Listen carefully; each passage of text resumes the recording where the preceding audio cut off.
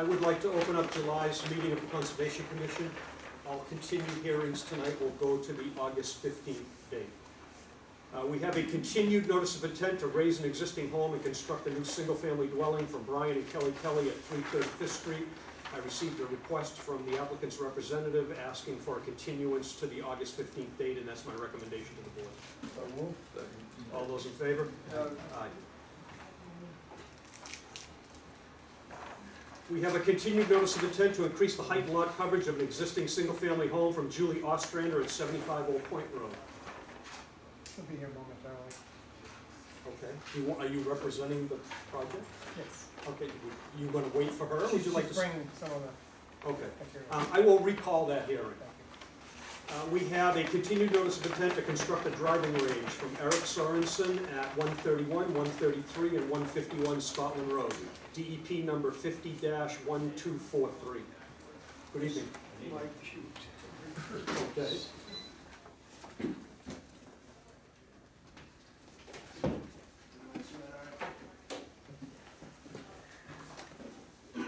Good evening. Frank Novak from Meridian Associates, for the record, Eric Sorensen with me as well, applicant for the project. We've been in front of you a couple times. I think the easiest way to do this is to just kind of catch you guys up, the board up, and go from there. Okay. So we've had a couple meetings with Board of Selectmen, an additional meeting with planning. We did receive comments from the planning board peer review agent. We have gone back and forth, I believe twice with him. And I wanted to just bring to your attention some of the changes that resulted from those, and there's one or two outstanding issues at this point that I'll go through quickly, and then we can open it up to questions.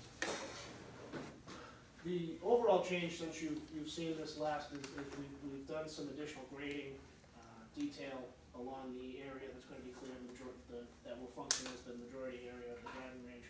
We've created some depressions to kind of control some overland flow. Nothing deeper than 2 feet or so, but just to mitigate some of the change in wood from wood to grass.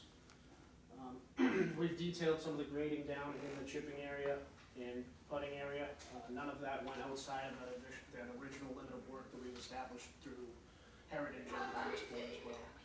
We're just showing that it could be done. That was his question, so we're showing it. I think the majority of it we've tweaked the infiltration basin just to meet some of the standards within the the Mass Stormwater Handbook, and the septic field location has shifted slightly, but still outside all resource areas. Those are a very broad, quick stroke overview of the changes. The two issues that are still, I'll say, outstanding at this point are the investigation of the manhole here and another manhole here in order to determine that there's a adequate functioning pipe system and flow that we're connecting into. If you recall, we're connecting our bottom of our driveway drainage into a proposed manhole, into an existing manhole, with a proposed drainage line that connects into this system.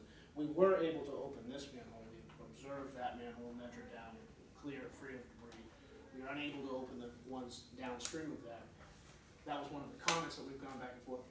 We were able to set a meeting with DPW tomorrow to try to open those up. So hopefully all goes well. We'll say, yep, everything looks good, and we'll issue that information as soon as we have it.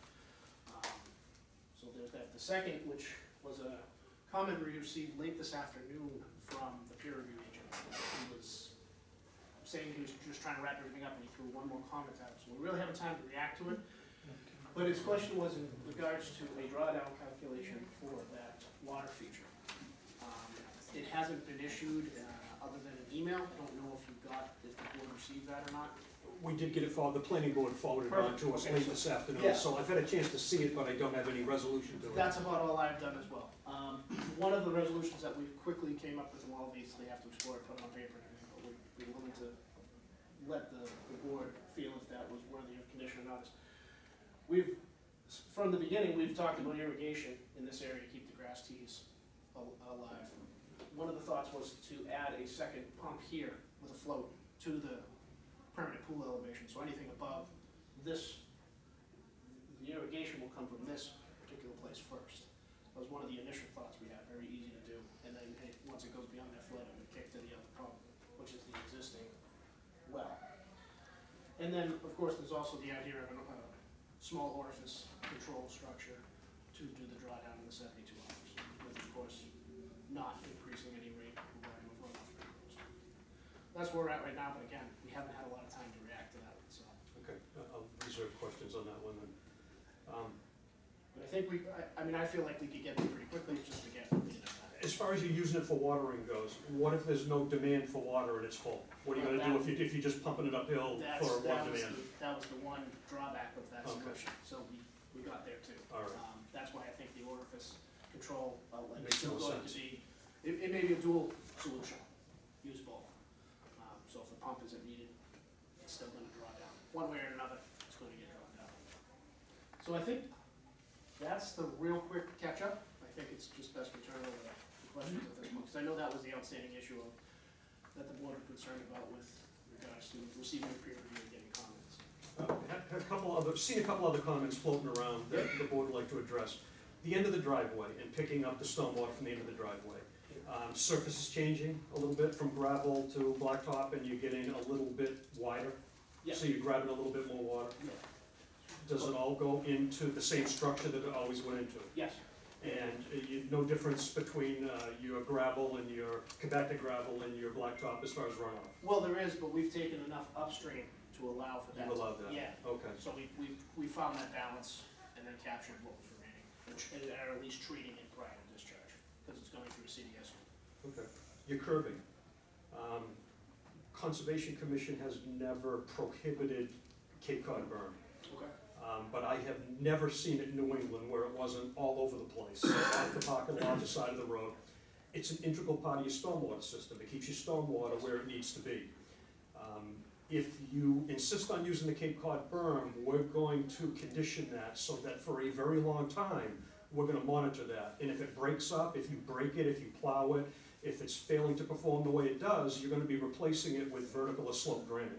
It may be that you wanna do that early on, as opposed to later, but that's a decision for you to Yeah, if the make. decision comes to replace it, we'd obviously have you inspect, and then we can go from there in terms of, if we're not forced to, it won't be an issue if we do it before you make us, I assume. Once you, Yeah. you may always make that decision to go to sloped or vertical granite. We're amenable to that. Okay. Talk a little bit about the little detention areas that you made within those catchments to catch that stormwater that wouldn't be heading to your system? Well, they still go in the same direction they were before, it was just the rate was a little high, once we analyzed the entire property, so we're just. Change your curve from the wooded to the... Yeah, so it's, Okay. they're big check dams, they're just to slow everything down a little bit. I don't really see them functioning much in bigger storms, they're really for the smaller storms where the runoff is usually an issue. Other than that, they'll just look like a natural bunker feature, but it'll be grass. And the other feedback we've got, or a lot of questions, are about the stumps. I've done an awful lot of homework on them. I can't find anything that prohibits you treating them the way you want to treat them. I've read everything I can on tannic acid and everything else. Are you gonna break these up at all? Are you gonna use a thumb on them and break the dirt off them and stockpile them, let the dirt on, leave the dirt in place? Yeah, I mean, the grass will grow, it'll break down. It'll look good, I mean, you won't even know it's there. I've seen it out of golf courses and golf facilities, so once it's all set, looks like it's been there. Can't picture it, I'll take your word for it.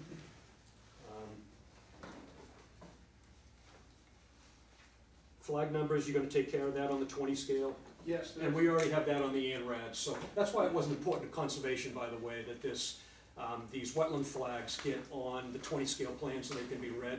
We do have a plan that is an ANRAD plan, which came out before this. And what an ANRAD is a verification of the resource areas that are on site. So that was done prior to this plan.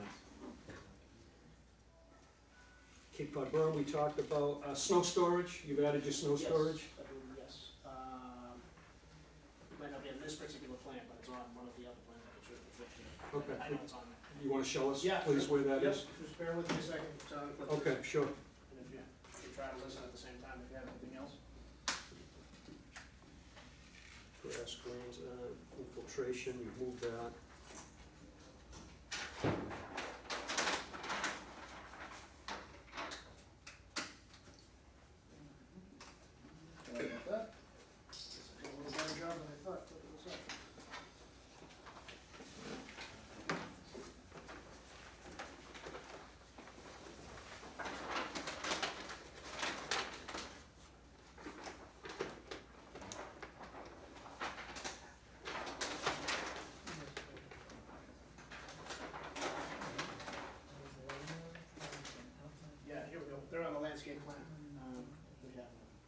garage area here, another area here, and one another area here,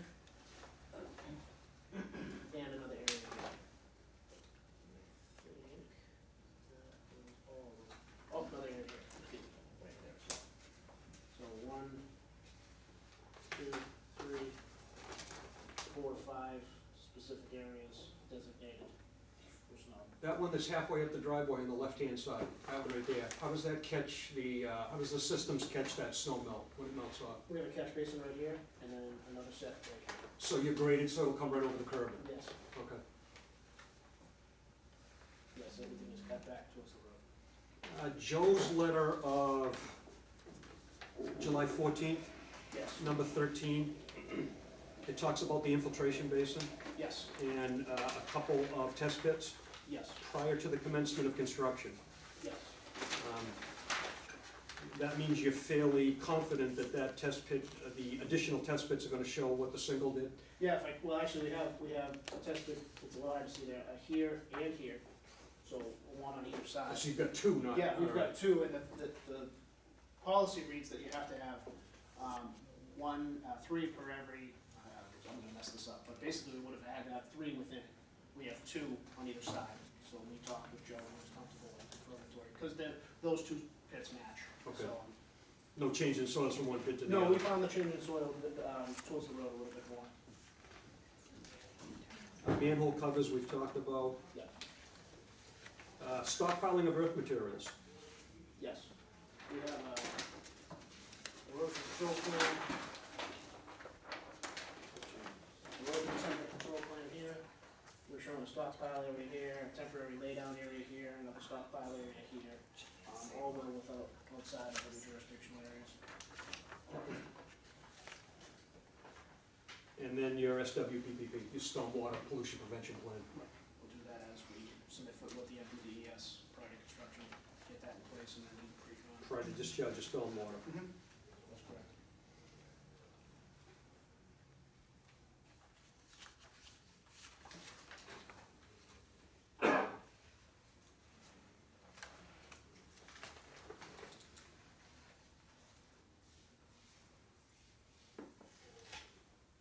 Looks like everything else has pretty much been satisfied, other than the, looking inside the drainage. Everything has been satisfied, Joe's, well, for the most part, Joe's comments. Yeah, I think we're at a point where it's the manholes and this new comment this afternoon. The 72-hour drawdown. Yes, that's correct. But to my knowledge, that's the extent of what's remaining. Okay. Does the board members have any other questions at this time, or comments? What do we do with the stumps? They are going to take the stumps, likely use a thumb to break them up a little bit, break the soil off them. They're gonna stockpile them, and then just let them decompose and grow grass and mound over them. Did I read somewhere that there was a limit on the height of the mound that we can make out of the stumps? I couldn't find any information other than burial is not allowed. I looked into the tannic acid, I looked into the breakdown, I looked into state law, I looked into water quality. I couldn't find anything on it that disallowed it. And as far as the height goes, you'd think you'd have to maintain certainly a pile that is safe. You know, whose determination that is, I don't really know. We're not, it's gonna be very, I mean, it's not gonna be very high, it's gonna be stretched out, it's gonna be like a little berm. I mean, it's not gonna be high, which I think you, We're trying to take Yeah, advantage with. yeah, we want width in there, not height, Okay, so it's not, that shouldn't be a concern at all. makes sense. If I could add, Rick Wade from Meridian, principal of Meridian, we're agreeing with the condition with the selectmen and the planning board for the exact height of that. And I apologize, I don't remember what that height is, but back here is the top of the berm at the high point, going towards the Hammond property, that is between 92 and 90, and I think that elevation is 85-ish. 87, something, yeah. 87, I can't find it, I got the I document in front think of you're me. right. It's one of those elevations, Right. but it's like 5 feet below the top of this berm. Okay. Okay, that was my question. Those meetings are still open, so we haven't filled it all out yet and put it on paper. anything else? I asked a question before, and I'm still not quite understanding how the netting on that wetland, I guess here. that one there, how a 15-foot fence is gonna keep stuff from getting in there. Well, it's funny, we were talking about that earlier today, and, when we were determining how far away this is, I think we determined that the drive shot would have to be about 200 yards in the air and still be 15 feet high, and a lob shot to get actually in. Now, there's gonna get a few of them. I'm not gonna try to say that there won't be, but the majority of people, and now this, I should really let Eric continue to answer this one, but the majority of people can't hit it that far in the air, at that height, and get it in there. So the idea is that the people that can really hit it, they're gonna hit it over it, and it's gonna roll back and hit the fence, and the majority of people are gonna hit prior to it, so we won't roll over it. That was the intent. The intent of the 15 feet is to give it some height, but we also don't want the visual of the fence as well. And I hadn't really seen those contour lines. I don't, Yeah. or I haven't looked at them, and it's, This is at 76, the tee box, right. and the top of this berm is about 76, and the top of the slope is 76, so when you're looking out, you're just gonna look and you're gonna see a kind of a fall off. And that fence is at about elevation 50, it's about 15 feet high, so it's only at 65. You might, on a good day, maybe see the top of it, but for the most part, it's gonna just look like something off in the distance that you're not really gonna see. But the idea is to just keep the majority of the balls out of the wetland. That was really the intent. I mean, maybe it's something we can condition if it's not proving to be effective, that it can be made higher or something. Absolutely. We were actually playing with the idea of maybe a switch higher too, so certainly we want to visit that as an ongoing condition. Anything else from the board? Are there any butters here? Would anyone like to speak? No, we've been to all the meetings and have listened to everything that they've said, so right now we're just taking it all in. Okay. 123 Scotland Road, directed by Deb Thank you. Marble. Thank you. Would anyone else like to speak? Go ahead. I just had a question. Alicia Greco, the Board of Selectmen, these projects before us too. So I just would like, I'm new to this, so, this right now is all wooded, and then they're gonna be putting in a 75-car paved parking lot and paved driveway. I just would like to know, how does the Conservation Commission feel, I mean, about this runoff? And to me, I don't know any of this, but to me, it looks like it's gonna be a funnel going down here into the street, into those drains. I didn't know if you guys looked at it, and I'm looking for feedback on that. Their design I'll let you answer that. You're more apt, you're better at answering the technical design and explain to her why your water leaving the site post is no different than pre. I will do my best to attempt that. So if I understand the question correctly, you're concerned about the runoff from the parking lot making it to the street? Is that the gist of it? Yeah, I'm wondering how, and I believe I read that it is gonna be the same post project and pre and post. That's correct. And I just don't understand how you could clear cut 10 acres of woods, pave a 75-car parking lot and put a road in, and don't change the runoff.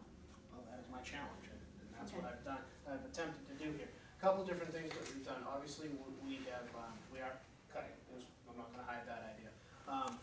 We're collecting the runoff as opposed to it all just channel flowing down the street. We're collecting the runoff and we're putting it in different places. We have a collection system here, which is comprised of two catch basins, and a collection system here, which is a double catch basin.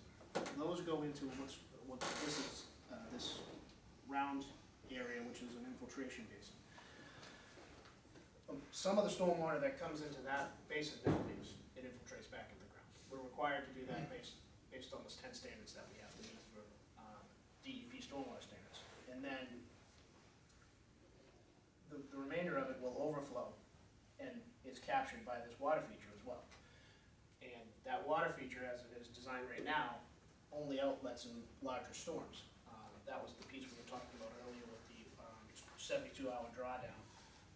Because we are taking credit for storage, we have to show that we can draw it down to the level that we're taking storage from in 72 hours. That was the last comment that came today. We'll get that taken care of. And then anything in the larger storm will outlet here and into a level spreader, and then into this wetland that again goes all around through here. And then this overflow as well, again, that enters into the wetland that comes around and goes through here. So once the water hits this area prior to Putty Green, it's back into what it was doing before, hitting that stream wetland that goes around and leaves us. So what we've done is between the infiltration and the storage here, there's less water coming at the peak time of the storm to that, what we call design point or wetland, than there was in the preconditions. Preconditions, it rained and it just all came down. Came down slower because it was grass and woods. And remember, this side of the site majority is open field. Mhm. So grass runoff tends to run a little faster than, say, this section over here that's heavily wooded. Okay, So between the delay time and the infiltration through here, because again, it has to go through, rise up, overflow into here, rise up, overflow, there's time involved in that. We take time into account when this is done as well. correct. So when the peak of the storm happens, we have this system functioning, which holds some water, slows water down. So at the peak of the storm, we're reducing the peak and the volume of water. So that means how fast it's coming and how much it's coming. And we're required to do that as part of the 10 standards for stormwater, which we have met, and DEP has agreed that we've met those. So Okay. I hope I shed some So, light. thank you, and I have just one more question. So is there any of this water that's gonna be running off, like how you said here? Is any of that gonna drain into any of the roads, into the drains of the road? Well, eventually it does, as it does now. Okay, There's a pipe that comes out of this, and you can see there's a small little channel right there. So this wetland comes around and actually goes into this drain manhole. okay, So we've also analyzed that drain manhole, and not increasing any runoff or volume to that manhole as well. And that was the other piece of the yeah, I know there was something about you couldn't get the manholes up. Yeah, it's actually these two. Okay, And the concern is that this manhole we did open, and yeah, everything's fine. It's clear, it's clean, and we were able to measure down the inverts, and we know that we can actually build this. okay, The concern is that there's an outfall down this way, and we wanted to make sure that there isn't a blockage here or here that's preventing this water once it does enter that system to go. And that's been the concern, and we're gonna, with the help of DPW tomorrow, hopefully figure that out. okay, because I was down here today and I did see that this is collapsing on Scotland Road, and I'm gonna make a comment to Tracy about it. Okay. And I don't know, I just don't want this project to make that worse. The structure is collapsing, The road is the collapsing. road is collapsing. I'd say we have a road to fix.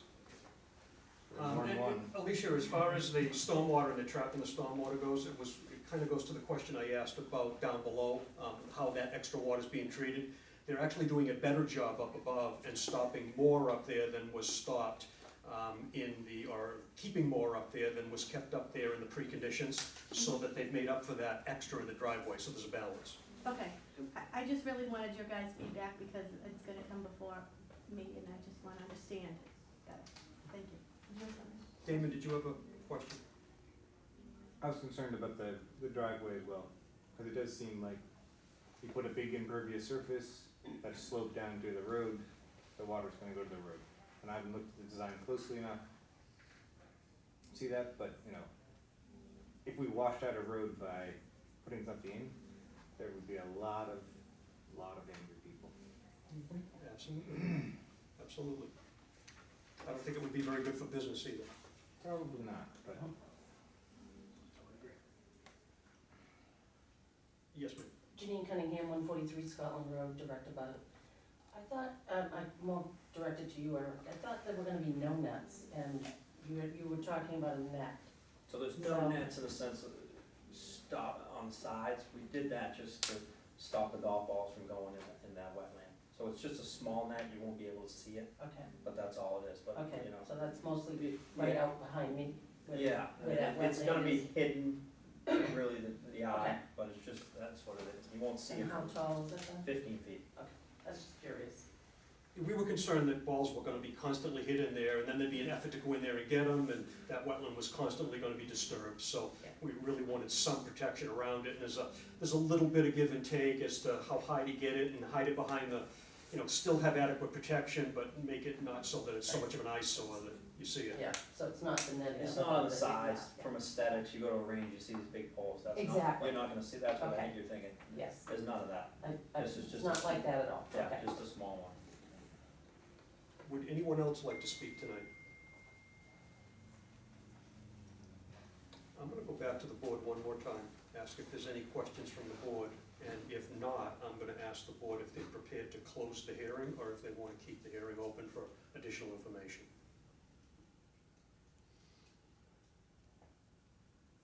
No question for me. No additional questions? I got no questions, any other additional changes expected, based on other Honest answer, I hope not. processes? Maybe just this one, Dan, I don't know if we described it well enough, but it's to do with that's an email that's gone back and forth this afternoon, and it's to do with the pond that's down below, and keeping that pond at the proper level so that it functions properly, and still maintaining their 72-hour drawdown that they're required under their stormwater. To answer the question a little bit, I don't anticipate any major changes as a result of that. There may be some tweaking, and I know that's a broad, easy term to say, but I don't anticipate moving anything or shifting grading or really changing any impact to any resource area either. And obviously the drainage will have to stay meeting all the standards at the same time, which Joe will verify. So maybe a little additional detail added, but So I would sort of agree that the issues that we have left are more of engineering tweaks than they are major.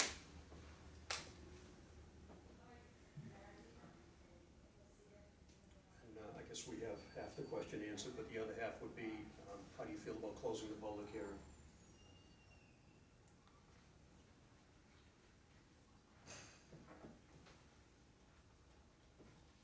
But what if an issue comes up, let's say we close it and then we uncover another issue, what damage would be done? We can condition the permit upon getting proper answers to the questions that Joe wanted, to getting those engineering tweaks. So we can do that if we close. If we close, we can still do that, and we can condition that if there is anything unforeseen that comes up that we haven't, then they would have to come back and amend the permit.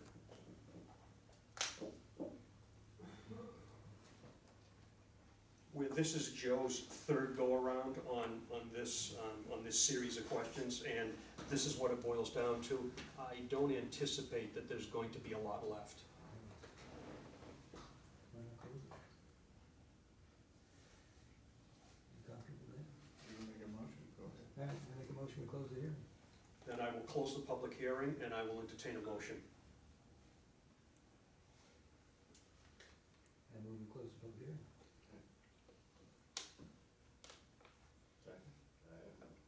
Are we into the? All right, then all those in favor of closing the public hearing? Aye. Any opposed? All right, now issuing an order of conditions. You ready to issue an order of conditions?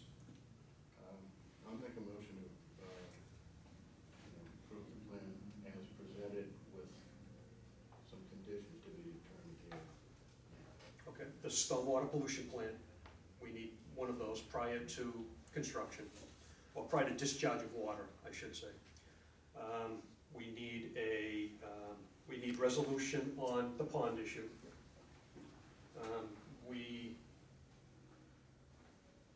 I don't believe the drainage issues are gonna be ours, but we can certainly hold open any drainage issues. So I see the two, other than our standard order, which is about as long as your arm anyway, I've got those two special orders that are not generally in the standard order. Is there anything else? I mean, the fence. just, I think there should be some monitoring of this may come in after a certificate of compliance even, but some monitoring of how effective the barrier is on that. That was what I was suggesting, the fence. So we've got the monitoring of the fence. We've got the the Cape Cod berm, so we're gonna monitor the Cape Cod berm, that's gonna be one of the orders of conditions. We need a stormwater pollution prevention plan, SWPPP. And then a standard order, anything else?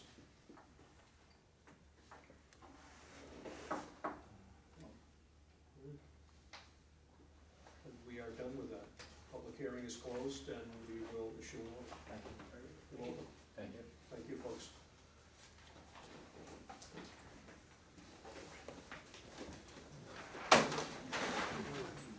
Do you have any idea, Jen, where the sign?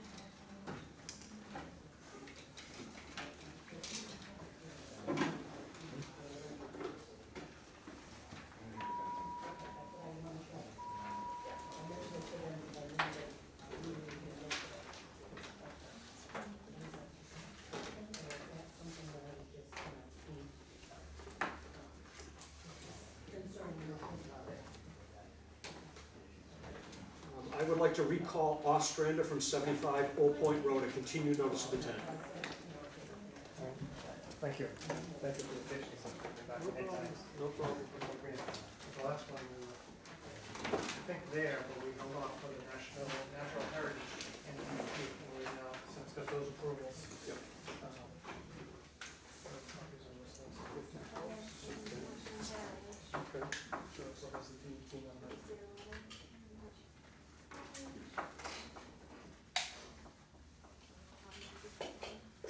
That's okay, they can all use it if they want to. Functions for storage area, and then there. This is just storage area. Okay, so, street? Yep. Two guys. What's this treatment here? We talked about a couple of tire tracks for one of those to kind of limit the,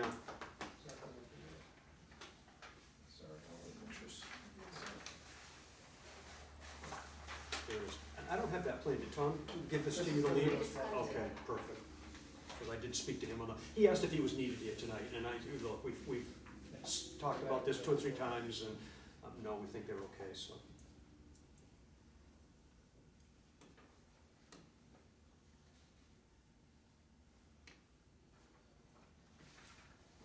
As we look at this, I know that you've seen it before, but it's been a while, so just to refresh your memory. Is there 2 plans here? No, just one, okay, they changed, that's all right. Okay. I mean, I think the issues we have with the ground treatments, there was one room inside that you modified, you put an opening in that. John Connell wanted me to give you this Perfect. because there was a question with one of the pilings, so that's where the pilings. Does DEP have this? DEP has, this was our whole filing,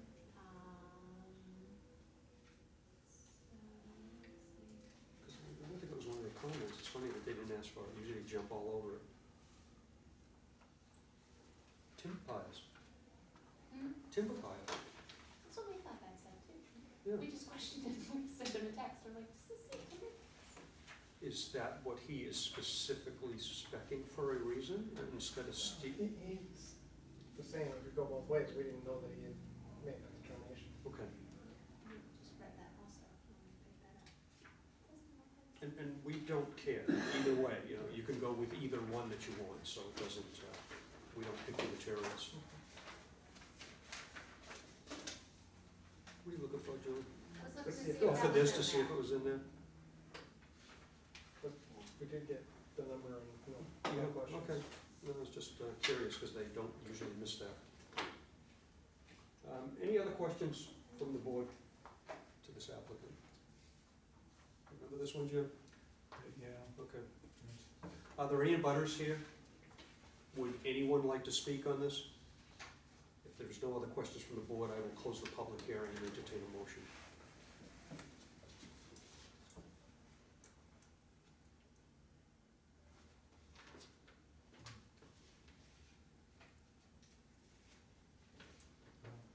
I move we close the public hearing. All those in favor? Aye. Are we ready to issue an order of conditions?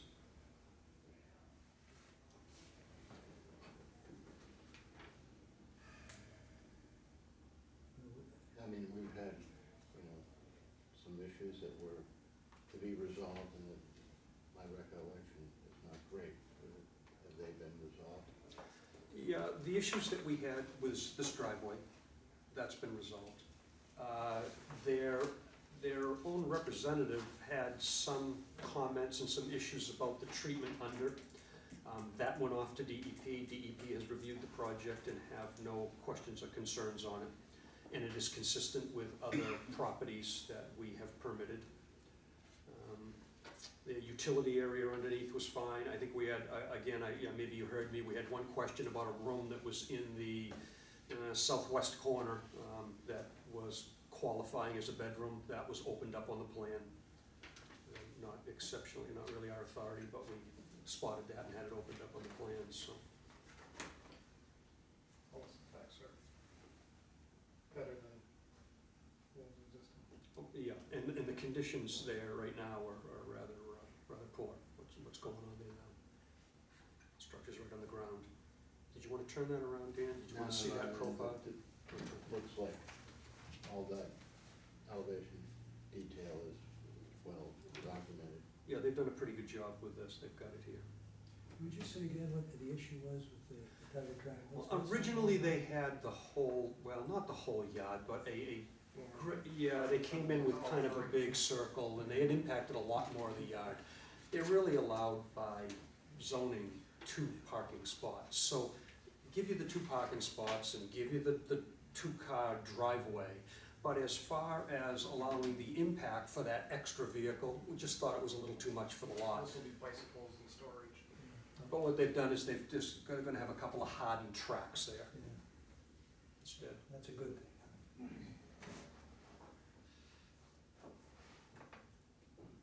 So do I have a motion to issue an order of conditions? I will move to approve as presented. I don't know that there's any special order, Dan. I don't know that we have one on this. I think our regular order of conditions will cover it. Looks it to me. Okay, do I have a second on Dan's motion? Yeah, I'll second. All those in favor? Aye.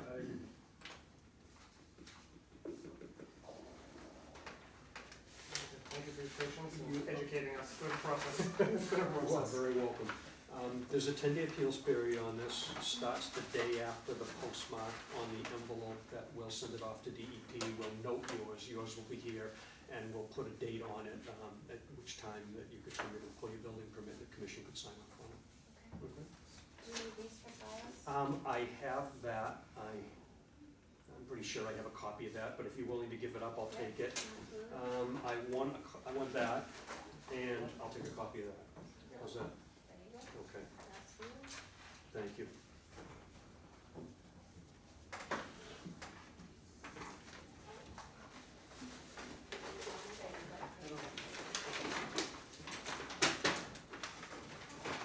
Thank you. Thank you. Enjoy your evening.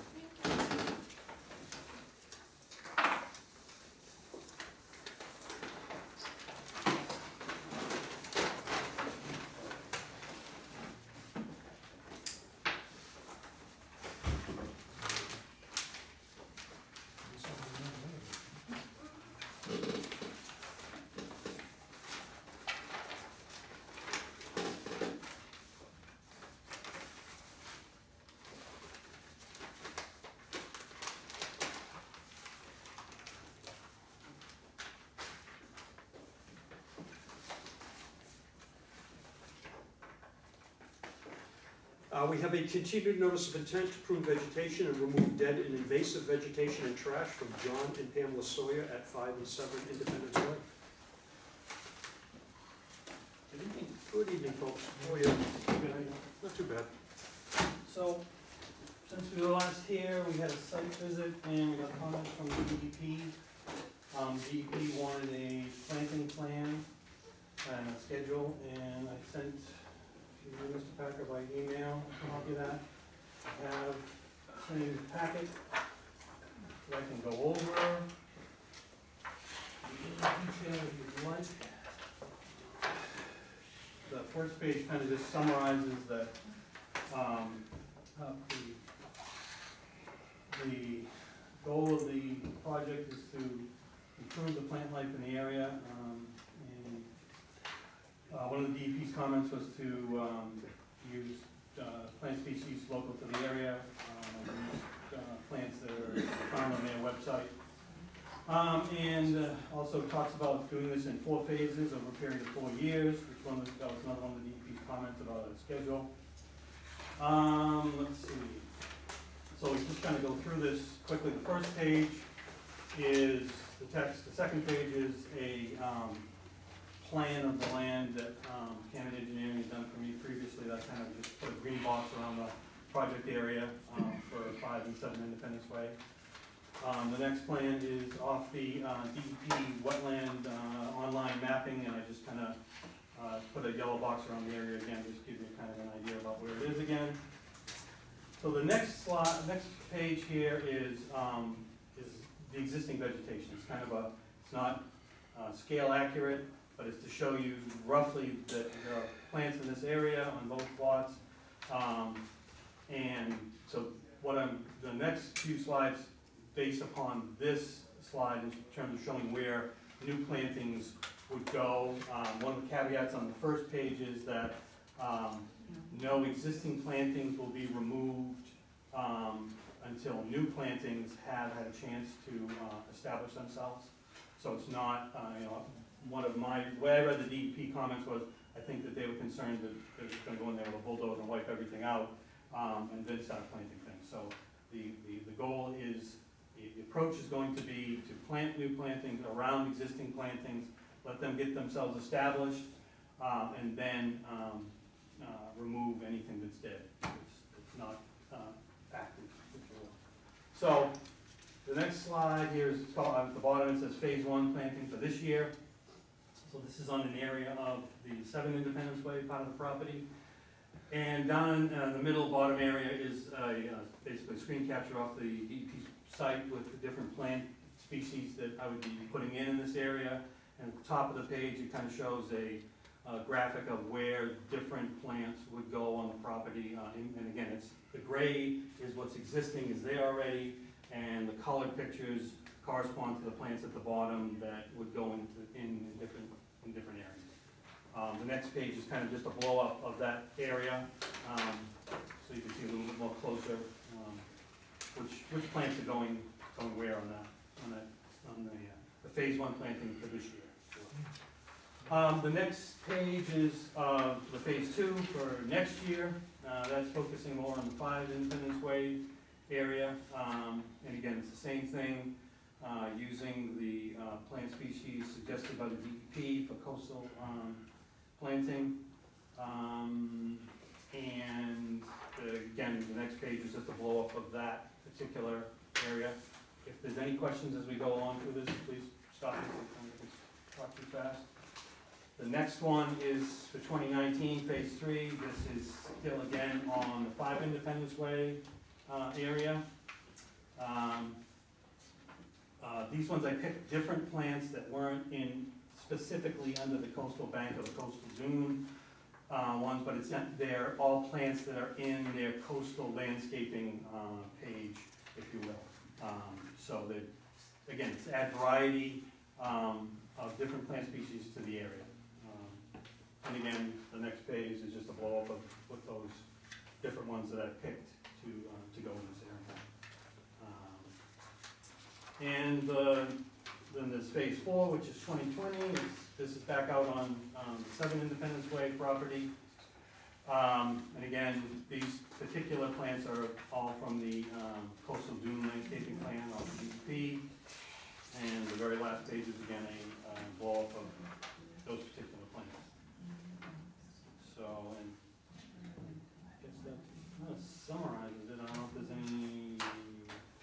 questions about, species, I think doing it in 4 phases is a realistic, approach. Not trying to do everything, couldn't do it all in one year anyways, but, it's gonna be realistic to get a limited amount of plantings done. Like I said, it's realistic because it's not clearing things out that are already there, and waiting for these new plants to get established, before taking anything. John, I haven't had a lot of time with it, so I'd like a little more Yep. time with it, other than just tonight, but I wanna tell you, first glance at it, it looks like a great job. Looks like you've done a very good job putting it together. Thanks. I like that, first glance, I like the plants you picked, most of them look compatible. Your methodology seems sound. Yeah, sure. Anything that comes up? Glad to, answer any questions. Well, I have the Yep. path that we saw, that is going away. It's not there, yes. Okay, and you're gonna endeavor to plant I'm something. gonna in. plant things right in the middle. One thing that just, again, I'm not, just a quick glance at this. Yep. A lot of the existing plants are trees, they're Yep. fully grown trees. Yep. That's what I would say. Yep. So you described putting some trees back, and I just sort of Yep. wonder what you're thinking on, what percentage of the plantings will be Trees versus shrubs. versus lower growing. That's one of the things that, because this is phased over time and some of these trees are not in great shape, it's gonna be in 2020, some tree that's, dying now may be completely dead by then. So putting another couple trees beside it isn't gonna be an issue. They're not gonna be fighting for, sun and resources, that sort of thing. So it's, to some degree, it's gotta, is that what you were trying to get at, or? Well, it's just, it's gonna be a different landscape. Yeah. It's not gonna be, I don't think that's a problem, but it's just sort of hard to figure out the balance of trees and lower growing.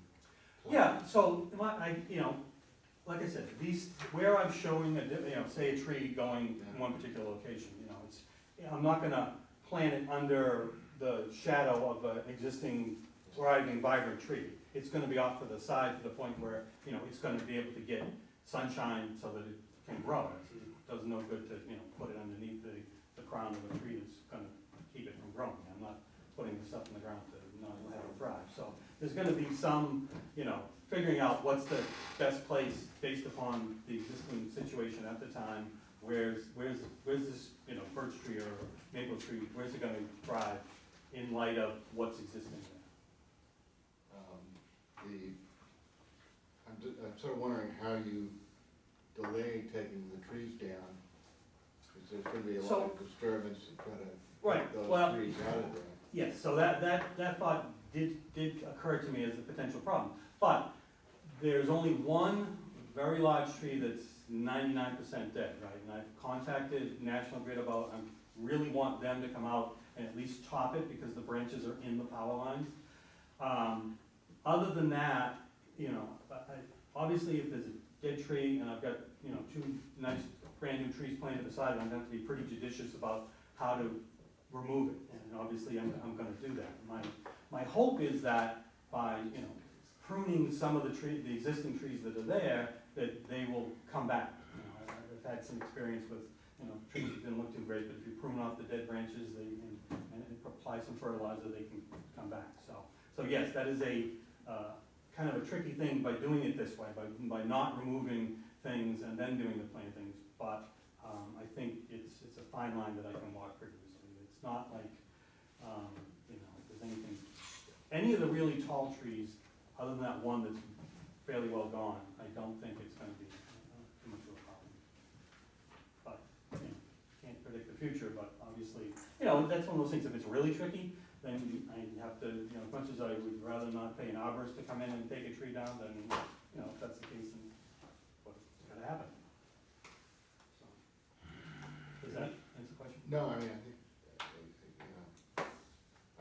there's a certain amount of this it's an experiment, and- It is, yes, absolutely, and that's one of the things, is like, I pick these plants, I'm gonna put them in the ground, feed them, hopefully they're gonna thrive there. If one particular one doesn't, then you put something else from the list in, and that's the beauty of the fact that the list is quite long and has some variety to it, so. John, you're gonna amend this soil at all?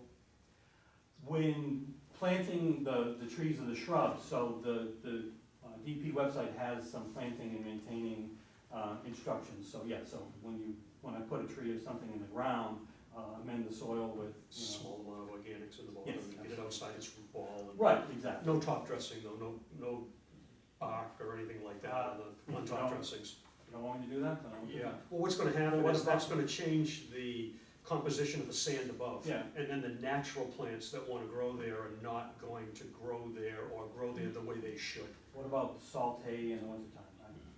I don't think I'd have a problem with salt hay down there. Yeah, I I don't think think I've that had- would be a, On other parts of the property, lately, the last couple of years, I put down salt hay, and it seems like a lot more of the plants come back the next year after having put the salt hay down, so. especially the first couple of years till they get established, Right, it might be a exactly. good idea, get them outside the root ball. Yeah. Okay. Any other comments, for the applicant? John, I'm gonna give you these, they're probably unneeded at this part or unnecessary, but I went through, it takes me a long time to type, so. I went through those, and there were some questions as to what the applicable law was, when we were Okay. down there on the Yeah. island. So that first one that I gave you was a letter that I issued to you in, last, November. And the other one is a new one, so it'll just kind of, lay out what the applicable law is down there, Okay, sounds good. okay? All right. So we will see you at the August 15th meeting, Okay. all right? Sounds good. Thank you, folks. Okay, thanks. Have a good night. One question, 1 minute before you go. I know we've gone to audience before on this. Are there any butters here tonight? Would anyone like to speak on this project? Have a nice night, folks. Thank you.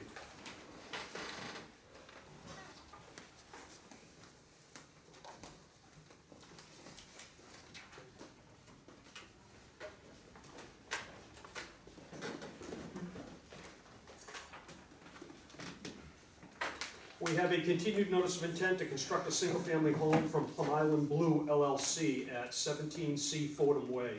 Is anyone here to represent them tonight? I didn't think there would be. They suggested that they were gonna request a continuance, though I never did get the email. It would be my recommendation to the board that we continue this hearing to the August 15th date. So moved. This is Sherman. All those in favor? Aye. Any opposed? We have a continued notice of intent to construct a private dock and walkway from Carl Rydell and Martha Kaiser at 58 Riverfront East. I received a call from him. He is going to go off and seek some of his state permits before he comes back here and has asked for a continuance to the August 15th date, and that'd be my recommendation. So moved. Second. All those in favor? Any opposed?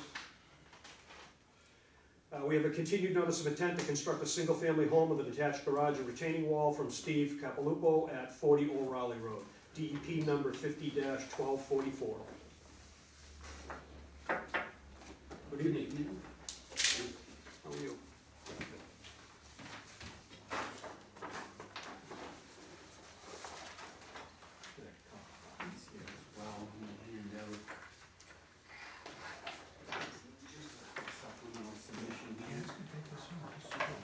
To help illustrate the changes that were made from the last meeting.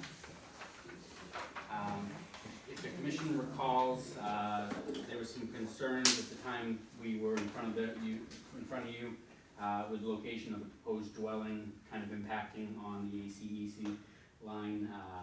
We were asked to kind of pull that back and minimize the impact to that resource area.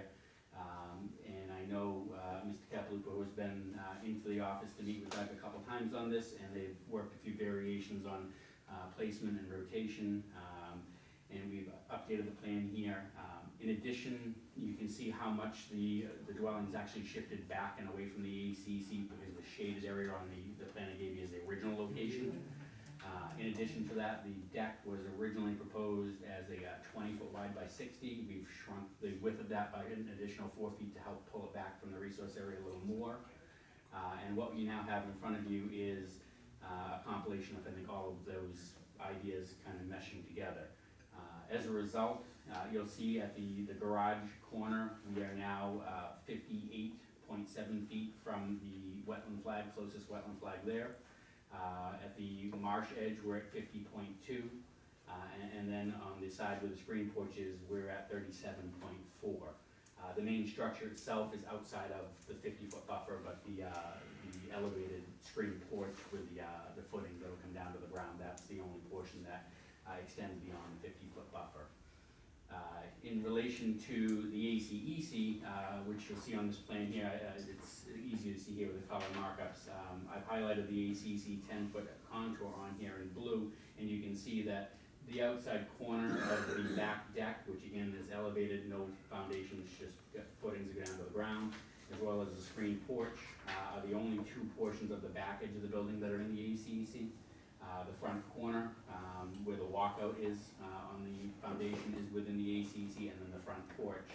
But the vast majority of the actual structure has been pulled further back and outside of the ACEC line, so we've minimized our impacts there. And our feeling is too that the 10-foot is extremely conservative, that it is likely a little less than that, something around 9.2. Which ends up, if that ends up being the case, the majority of the structure, very little of it, if any of it, remains within the ACEC. One of the other things that came up in discussion was the size of the house versus the number of structures on the property and the potential to eliminate one of those detached garages that was already on site in order to make room to move the garage, the whole dwelling back. So as part of this, although Mr. Capiloupo would have preferred to have kept that garage, he has agreed to remove that separate garage structure in order to make the necessary room to move the structure as far as we did. So you'll see here that there's a shaded garage where the tanks are, and that garage is being removed. The tanks for the septic system are being relocated to the side of the house. Originally on the first proposal, they were behind the house in this back area here. But because of the shifting of the house so tightly up against that 50-foot and the Title V requirement that they be 50 feet, there really isn't room to maintain a 10-foot setback to the foundation and 50 feet. And then, so we found that there was a spot at the end of the garage there that conformed to those setback requirements. It still met the 50-foot setback to the well, and therefore we could get that permitted through the Board of Health without an issue and still maintain, the minimum setbacks that both the commission here and the state and the Board of Health would like to see for those tanks.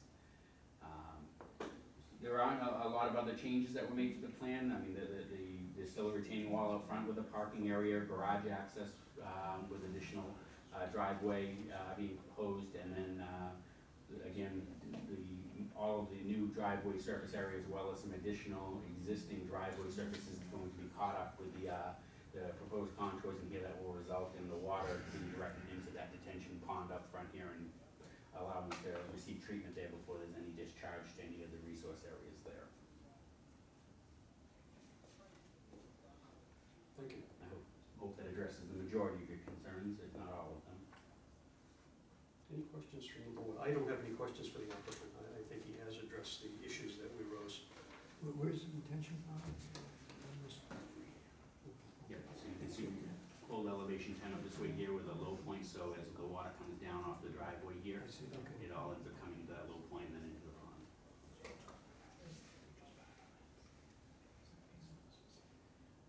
Is there anything changing in this area in terms of the way it's going to be maintained? Is that like a road surface now? Or It's a manicured mowed lawn at this point, yeah, right down to the edge of the salt marsh. And so this line here is, well, I don't know, changing that a little bit, right? We do have to impact the tree line on that side slightly, mainly for grading purposes and for access around the building for maintenance and keep branches off of it. But we minimize that to the extent that we could. Originally, when we came before you, it was a straight line that went through, and then went further back, and we're proposing to pull it out in areas where we can and then minimize the amount of impact that we have there. Mr. Capiloupo has pointed out there that that's a really thin vegetative area there. It's not a really thick, lush area that provides buffer between him and his neighbor.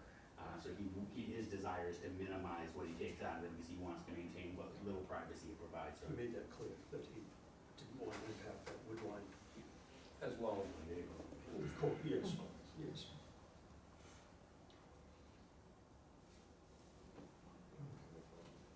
Any other questions or concerns? Pretty self-explanatory. Are there any abutters here? Would anyone like to speak on this project? I will close the public hearing and entertain a motion. Move to approve as presented. I'll I'll second. All those in favor? Any opposed? You want them? Do you want the color markup to be a part of it all, or same one you, actually, you know, I'm Yeah, sorry. if it's just, The updated plan. oh, there we Give go, me that. so. Okay, that answered the question. Thank you very much. Thank you, Steve.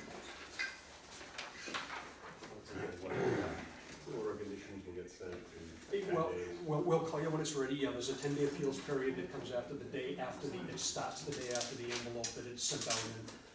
We'll have yours here, there'll be a date on it, we'll put a date by which it'll clear, you can come in and get your building permit, and the commission at that point can sign off on it. At the same token, before we sign off on it, you'll have to go down to the registry of deeds, put it on the deed, and just bring back the proof of registration. Okay, thank you all, appreciate it. Thank you.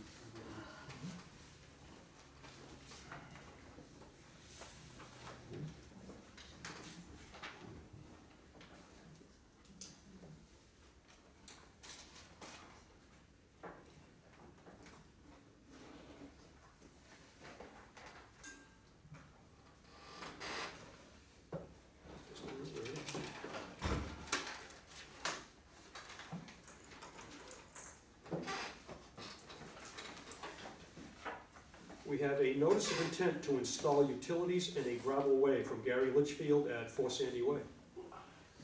Good evening, gentlemen. Good evening. Kind of made short work, it would look like a very daunting agenda. Well, a lot of those have been around a couple of times, so, yeah, we get it.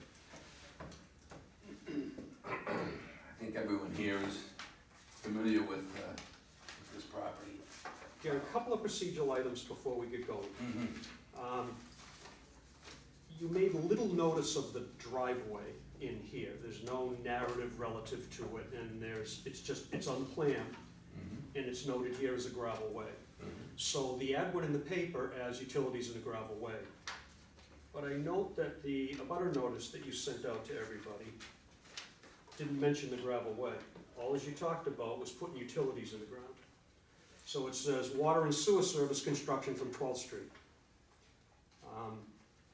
Connecting 12th Street to Sandy Way might be a big deal for some of the abutters down there. And I'm thinking that this notice to abutters is somewhat deficient in that it only talks about half your project. So what do you want to do? What do I want to do? What do you recommend? I think that we need I think the abutters notification should say what the project is. And I think that this, I think that you need to, yeah, I think that you need to So we're re-notify. wasting tonight's meeting and you. We are wasting tonight's meeting. Well, that won't make this any more daunting tonight. Well, I'm gonna make it a little more daunting. Okay. The transmittal form and the fees that you pay. You checked 1B, which is site work without a house. I don't know how it pigeons-hole into site work without a house. It's not even on site, and there is a notice of intent for a home on the lot. So I couldn't find myself to put it there. So I looked at some other spots here. Looking at the notice of intent form itself. Yes. So what I'm looking at is the supporting materials. So you've got it down as a category 1B, site work without a house. I looked at category 2. Category 2, there's a category in category 2, which is J, which is any other activity not in all the other categories. It's more than likely that.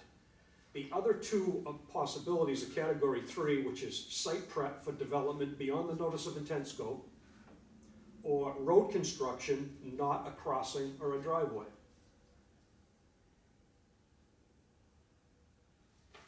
Look at this, this is what I'm reading from right there, and I've got it highlighted for you, so you can kind of pick it right out. Is this for me? You can keep Okay, that, sure, okay. I can reproduce that easily. So then what you're saying is that the fee structure then is what? Is incorrect, yes. Incorrect. The fees that were Probably gonna be a submitted lot were. less now. Oh, no, Gary, I'm afraid that it's not gonna go down. I would against that. Shocking, huh? All right, well, if we're gonna renotice, do you want me to just refile that part of it with? I think you should. That change. Well, Give we me should agree on what category it is, at this point, I think, so that we don't go through this exercise again. I don't disagree. So category 1 site work without a house, you don't see that as viable. I don't see that as viable. I see more the J, 2J, Any other 3J. activity not in category 1, 3, 4, all the other categories, actually, is what that lists. So if you can't find it where it fits anywhere, it goes in the every other category. Well, would you be satisfied if I changed it to J and pay the fees on that? Yes. Then that's what we. Okay. Now, one other thing, I'm gonna throw in front of you. Now, I have to be careful how far I go here, because we don't even have a hearing at this point, so we're not hearing this. But a couple other things that you may want to address before you move forward. This isn't your property you're working on. Correct. Nor was it my property that I was wanting the utilities coming in the other direction. Well, maybe not so. You were in a butter to that area that you developed before. So under the scenario that the town council painted, then you would have owned to the center section, your abutter owns to the center section, and everybody has the right to pass, repass, and put utilities in the roadway. So in essence, you do have riparian rights to the center of the road in front of you. If the status of the street is the same on the upper end on 12th Street, then the same thing would apply. Yet you own no property that abuts that area of the roadway that you're gonna impact and bring your utilities down. Correct. Or develop as a driveway. But the fee to that roadway is not to the abutters. The fee to that is in the town of Newbury. Town of Newbury owns the fee in Sandy Way and 12th Street. That's not what I got from the. Well, if you recall, they asked me to sign a hold harmless because I am running utilities on their property. But the letter says that it was sort of a belt and suspenders hold harmless request, so that the town didn't feel as though it had any interest in that property. But just in case we ever could get tied back to it, I think that's why you did that indemnification. My lawyer, who's done the title on the piece that was prior to me buying it, I have rights to that street. It's a statute in Massachusetts, any paper street, anyone who can utilize that paper street that has rights to it, which we do, in order to run utilities to their property. All I want then is, why don't you give me that in writing from your lawyer, from your attorney. I'll turn it over to Jenny, and I don't have. The reason we're here is in getting ready to do the water and sewer. The Newburyport Water and Sewer Commission recommended to please use the other way because it impacts a lot less houses in terms of shutting down, and where we have a problem when we're doing the water, so we have to shut down 50 or 60 houses coming in on Sandy Way. This way we have 4 houses that are impacted. Harry, I want to say, I think this is an excellent idea. I think from a public safety standpoint it's better. I think from a utility standpoint it's better. Everybody should be happy with it. But I got a ton of procedural problems with it. That's where it is. It's not so much that that I oppose this. No, and I hear you. I mean, the other issue is the public safety is what has been echoed back to me, that from even the Water and Sewer Commission people's, comments that, this makes more sense. How do you get a fire engine down there? You really don't. You cannot make a 3-point turn on either 12th Street. You can't even come in 16th Street. There's a dog leg down there. You cannot turn an emergency vehicle in. In my vehicle, even a small vehicle, you cannot take a left on 12th Street. It cannot be done without a 3-point turn. Harry, you're preaching to the choir. So this is why another reason this seems to make sense. Okay, well, let's get that fixed up. The house will be there with. So let's get by the procedural problems, and then we can talk about the actual merits of the project. How's that? All right? Very good. Well, the other point is, has anybody else got any real issues with it? Because maybe I just say, you know what, I leave it the way it is. Well, that's why I'm careful. I don't want to get too deep into it. We don't have a public hearing here, so I don't want to get so that we're making any decisions here tonight relative to that. Sure, I looked at other things. I looked at the fact that you didn't say you were going to discontinue this driveway for this one and give back any resource. You're just going to impact up here. You notice in the 10, I had a couple of tags on here. You gave no impact relative to your numbers here, so I didn't know whether you were going to balance that, you're going to give any back, you're going to take it all. That road's going to become a through street now. It's going to be a road. Should it go to the planning board for grading and for grades and all that? As far as putting your utilities in within 6 inches of both sides of the roadway, great idea, you need 10 feet of separation. How are you gonna dig a 5-foot trench within 6 inches of the roadway and sand and not impact your neighbor's property? So that's another logistical issue that I saw when, and I don't want answers to it tonight, but those are just some other things that I saw that may be issues that need to be addressed prior to submitting this.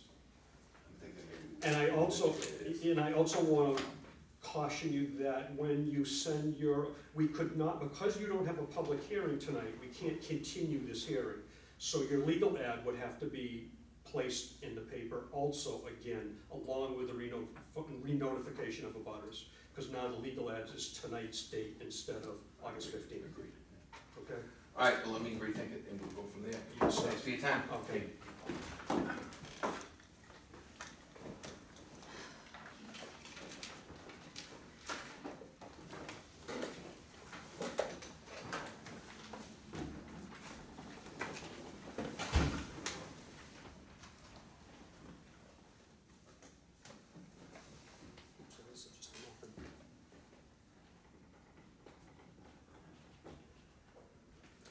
We have a notice of intent to replace the existing sanitary disposal system for the existing two-family home from Ronald and Joanne DeWitt at 124, 126 Main Street. Good evening. Hi, Bob. How you doing? Bob Grassel from Virginia Water Services. I have a affidavit of service to the abutters, which I will during the meeting. Stephanie Allen, and the legal notice placed in the building, and a DEP number of 050-1251 with no comments.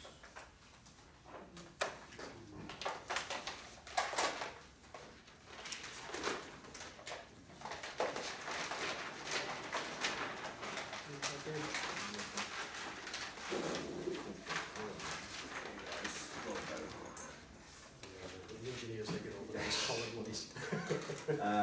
This is 126-124 Main Street. It's a duplex. It's a two-family dwelling. The existing system is located right where we did the test pits, right here. We did portions of it. We're up there with the Board of Health. We did 2 deep holes. Water was pouring in the hole, so we got to send the soils out for a soil analysis for the perk rate. Just to explain the lot right now, it's a very odd-shaped lot. We had the wetlands flagged by Norris Environmental, A1 through, actually 1A through 15A, shown in blue right here. And we also have a riverfront bank right here, which is, it crosses a culvert and it goes into a pond right here and then flows back out of the pond.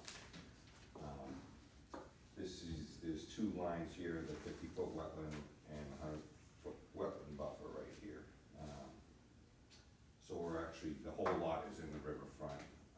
We filed with the 1.5 times the, the fee for riverfront, being in the riverfront. It's mostly in back, there's all gardens, flowers, plants, any plant you can think of is out there. Over here, it's grassy area, but it's too close to the riverfront and the buffer zone. Actually, the wetlands kind of follow us through here. So what we're replacing and do is replace the old system, take the old system out, replace it with Title V sand. The existing tank comes out right here on the side of the house. We're gonna take that, pump that, crush that, replace it with a 1,500-gallon holding tank, and run it down to a D-box to a Presby system, which utilizes it from a conventional system by 40%. So we're doing less impact on a lot using a Presby system. We're also lining it with a liner because we can't meet some setbacks to the wetlands and to the existing dwelling. The grading shown right here would be the limit, which is the proposed silt sock that we're proposing, shown in orange right here. That would be the limit of work. There'll be a raised system. Only portions of it would be in the driveway, which is we're going to vent vented out anyway, so anytime we vent all our systems anyway, so. The old rule was if it was under a parking lot or a driveway, you'd have to vent it, but we vent all our systems now, so. Basically, it's serviced by town water, there's no well. That's the least impact on a lot that we could possibly get, considering you got a riverfront here. That's not what you can do with Prisby Enviro. Yeah. I mean, they consider that a treatment system, but not a pre-treatment. A pre-treatment would be in the tank. The treatment, an alternative type system, is basically building a wastewater treatment plant right there. It's been before the Board of Health. We have the Board of Health approval, so we were just waiting for the conservation to issue an order of conditions. They have a potential buyer, they have a PNS on the property. So as soon as the board issues the order of conditions, we'll wait for 10 days and they will start construction immediately. I don't have any questions for the applicant. So is this raised above the grade? Yeah, that grade How right, much? right there goes 102, top of the system is 103.5, so a foot and a half there. But on the low end, we have at the elevation of 100, so that'd be 3.5 feet. Well, actually 2.5 feet, basically 3 feet there. We're using a liner so we can go out 5 feet and then 3 to 1 instead of going out conventional 15 feet and then 3 to 1. So we're utilizing a liner, 40 mil poly liner, so in case it doesn't break out the sidewall before we go to 3 to 1. So no, there's not a wall? No, there's the poly liner, it'll be buried, it's 5 foot in depth. And it'll be vented, we're also venting it back from the D-box to the tank and we're using the house stack as another vent to let the system breathe all the way through. Which is, the more air you can get inside of the system, the better the good bacteria. The bacteria work well. Is this the house that was just recently sold? Or? No, it's under. Under contract? Yeah, because I was at the Board of Health and Okay. the potential buyer was there and I gave her a copy of, I had to recolor this one. So, that's, It's under there, Bob, it's right in front of you. I just have a question, is silt sock gonna be, I mean, this sounds like a lot of. Well, activity. we can check the state tape those if you want. I mean, I don't Yeah, really know, it just sort of seems like. it's gonna be, You're very. believe it or not, I believe Pearson Construction's gonna, install this and they're fairly quickly, once they start a job, then they don't like, some contractors start a job and then they get another job going. They stay right on it, they finish it, they lumen seed it, and they're out of it. So it's not like, they have different, crews just coming in here and leaving their job open and then just leaving and then coming back. So there's, some factors of, silt washing down into the wetlands. They, from start to finish, they don't stop. But if you want to put. Maybe it's some condition. How about with silt sock with some silt fence? Silt sock, and if it's. Silt fence. If you need Yeah, better, protection. yeah. use it. It's mostly, right in here, it's all grassed area, so it's not really, it actually comes down, it's those, this wetland probably goes like this, and then it goes back up to wetland. So it's mostly, this was flagged in their lawn area, believe it or not, it came up so high in the lawn area, so.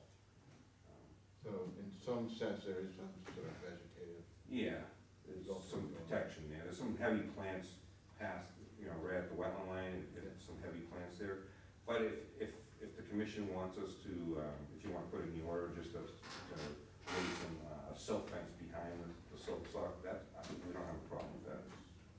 Yeah, if you want that extra protection, there's nothing wrong with that. And that's Now, usually actually a Ron, really good idea. Ronnie almost always calls me now when he's putting up Yeah. silt sock. So Yeah, I could put that condition on the order, I could check I don't use it all the time, then he must contact the commission 48 hours prior to, and we'll take a look at the silt fence. Now, if you want to, I can monitor it, or I can just simply ask for, within the order, that extra protection. I don't think it's a big problem, Ronnie, I'll talk to them tomorrow and say, listen, they want silt. Let's add it silt then. fence. let's add it so that there's. I don't see a problem with it. Yep. It's just added protection, that's actually a good idea, thank you. Anything else? Any butters here? Would anyone like to speak? I will close the public hearing and entertain a motion. Move we accept it as presented. I'll second it. All those in favor? Aye. Any opposed? Thank you very much. Thank you, Bob.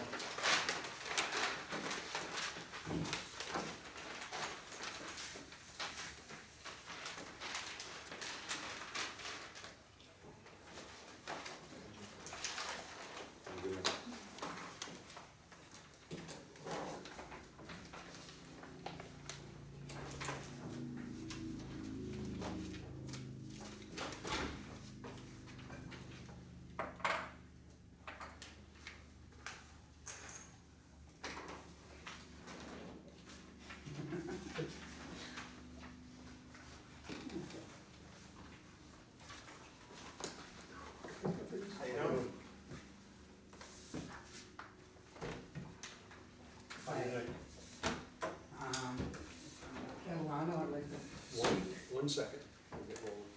We all set? Okay. Sure, go ahead. Al Catalano, 18 Dartmouth Road. I'd like to speak under other business. Originally, we were intended to go on the agenda, but for a misunderstanding, we quite didn't make it. So I would like to take the opportunity, though, to talk about the project with you, and I would like to ask you to take under consideration the fact that an IDA may not be needed for this job based on some circumstances that I'd like to talk about. Sure, please do. Okay. Yeah. Well, the reason that I think that an IDA may not be applicable in this case is, and believe me, I'm not saying that I know what's applicable and not. I think I have a feel for what your charter is, and I understand it to a point, but even more so, I agree with it, of what it should be doing. But anyway, the project in question is to put a deck over an existing side room for in place of a deck that I need to have taken down because it's deteriorated. We made the decision to, instead of replacing the deck where it was in place, not replace it there, but move it to a side, on top of a side mudroom that we have. Okay, so that's basically what the project consists of, is constructing an 8 by 13 deck over an existing side room. In conjunction with that, I'm having done, and this is Mark Graffy, my builder. How you doing? Good evening, Mark. I'm also having siding done for the entire house. Okay? I have a building permit for that, and the job has commenced, and it's probably maybe 2/3 of the way completed. And the circumstances that I would like you to take into consideration is where the deck is going to be constructed. There is already in existence scaffolding and ladders in place in order to complete the building permit for the siding. And I don't quite understand why the same scaffolding that is in place that will eventually be used for the deck is okay to use, but not to use when we construct the deck. And so, and in addition to that, the type of land that is around where the deck would be constructed is over, as I said, a side building, a side room that is a very used part of my property. It basically is the main access to the house. So there is a patio there is a walkway there to get into the door that's used all the time. So that would be one side of the deck. The other side is a walkway that goes along my property to a deck that's in the back. So, and that walkway is consistent with flagstones and the back is the deck, is in the deck. So I don't see, how much of an impact, on the land that would have. And that's basically in a nutshell, as I'm asking you to consider, not having to do an RDA, because of the work that's already underway. I fully understand his position. As a matter of fact, I had parts of this conversation with him earlier today and encouraged him to come in and discuss this with the board tonight. It's something we've struggled with. I think I've mentioned it a couple of times about, we allow roofing, we allow siding, we allow window and door replacement, but you can't put solar panels on the roof without coming to us. And we don't allow this because then we start to get into framing. As I explained to Al earlier, I could easily sit on both sides of the table with this argument. The one thing that puts him a little bit at risk, if you decide to cut him loose with this, is that we don't have verbal permission to give him. So if he moves forward and puts a deck on top of his house and someone comes down and says, hey, wait a minute, you don't have an environmental permit, and he says, well, the Conservation Commission told me I could do this, it doesn't matter, we're not in trouble, he still is, it's his risk. So we're sort of here to protect him, not to make sure we get a permit. That's kind of what that permit's about. There's been a long time I've struggled with the roofing and the siding because you trample a property to death when you do roofing and siding, both of those. But you don't get into the structural, there's nothing that changes and nothing that could grow out of proportion and that you wouldn't understand going in relative to a siding, window, or roofing job that may get out of control with a framing job. As I explained earlier to Al, that this is a 8x10 deck over an existing footprint. The next guy comes in and he wants, over his existing footprint, his house, a 22 by 40 foot deck. Is there a difference? And the next guy comes in and he wants a 22 by 40, but before he puts it on, he wants to tear the top of his house off down to the second floor and build this back up. Is there a difference there? And so I tried to explain to Al that I understand his argument and I sympathize with him, but that it could be a slippery slope for us because we can't be arbitrary and capricious either.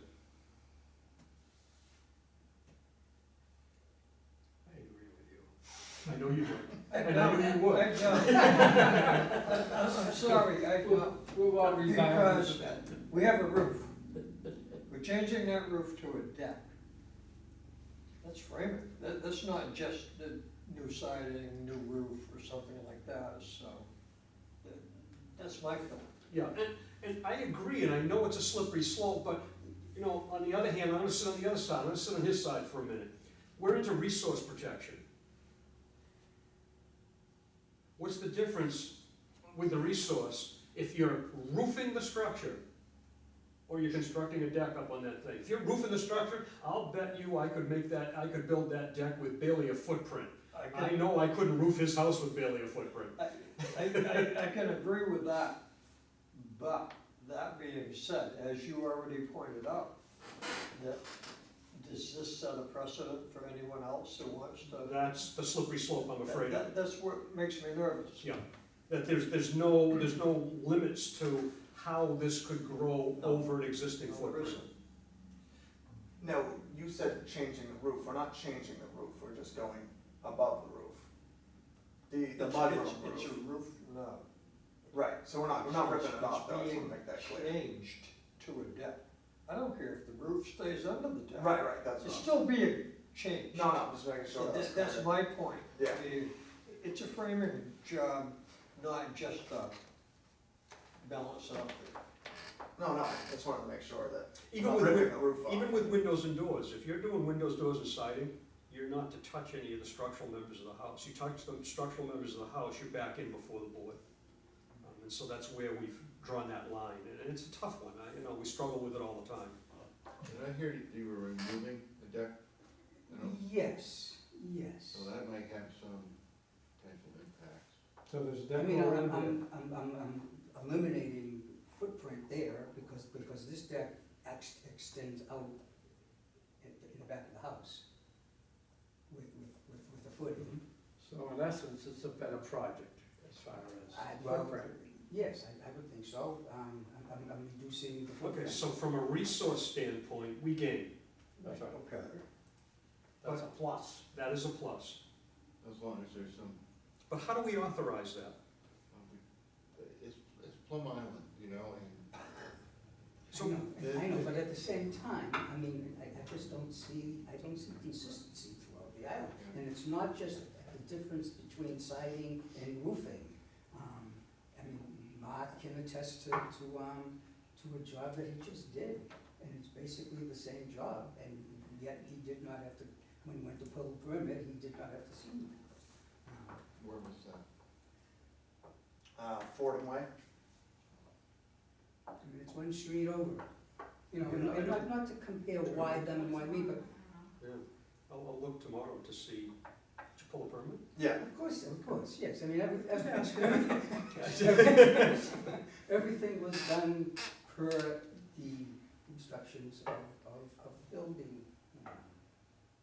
Yeah. Yeah, I'm gonna take a look at that to see why it didn't come through tasking and why it didn't get a hold on it, so. Because it should have. That does. But that, you know something, honestly, that's okay, but that doesn't matter. Right, right. It doesn't matter at all. You know, we are as consistent as we can be. We can't be arbitrary and capricious. It makes it very difficult for us if we are. If we're not consistent, most of us have been here literally for years. And if you're not consistent, you end up crashing and burning. You just can't do that. So again, something can slip through the cracks, but we're as consistent as we can be. And we're not arbitrary and capricious when it comes to, yeah, you know, Al has to file because I don't know Al, but this guy over here, he doesn't have to file. That doesn't happen, I'll tell you right now. Not conscientiously. So why did the antennas go up on this project? I mean, is it because it was a roof deck? I mean, because it. Yes, because it was framing. Yeah, because it wasn't, you know, we signed off on, didn't just pick the roof deck out because, well, let's let Al do 3/4 of his job, but let's follow him up on this piece.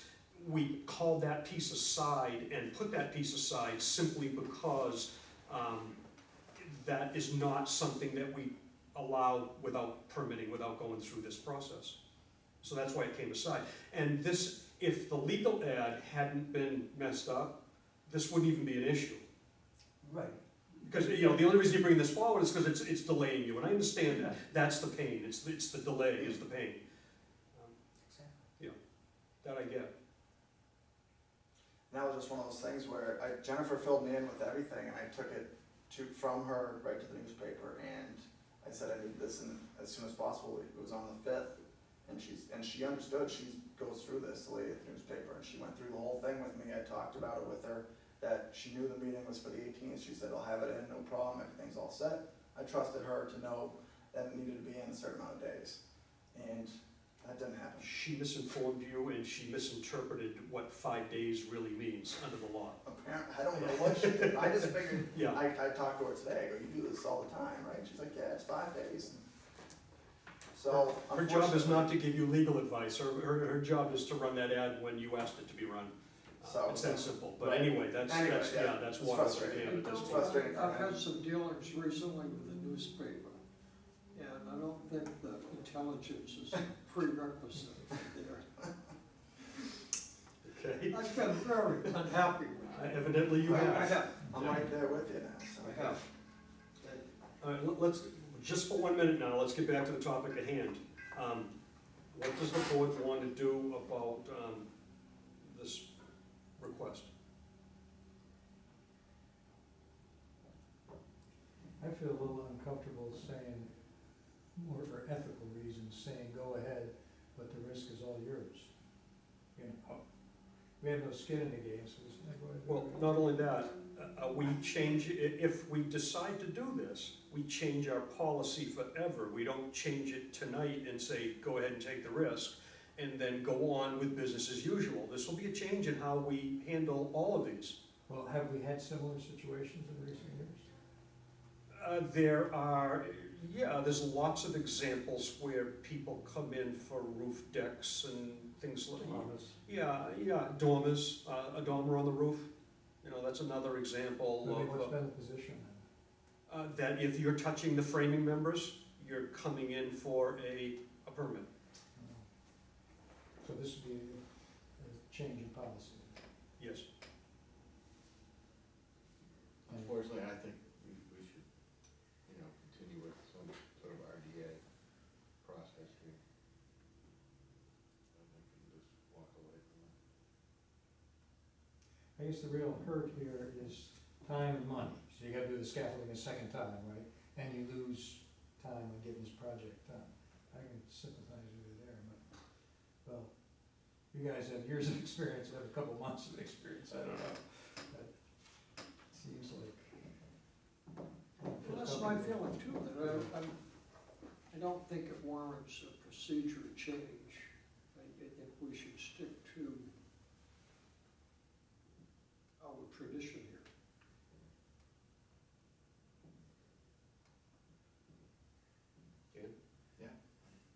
I'd feel bad if some neighbor got upset and you took all the heat, and we just sat here and said, no, not our, And that's the benefit Yeah. if you I'd have, feel a little cowardly. if you haven't, you know, negative determination from us, then if some neighbor all of a sudden goes, you know, gets angry about something, We're then, also you know, far away.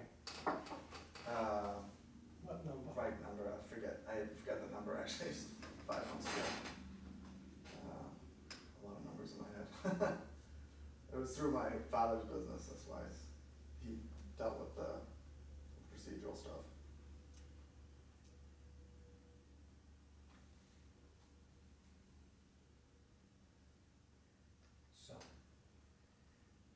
So we don't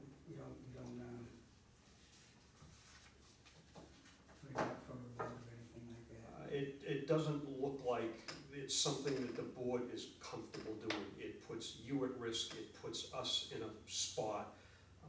I certainly can't sign off on your building permits, so the best I could do is ignore it with direction from the board, and that really doesn't sound like a good protection for either the commission or our citizens.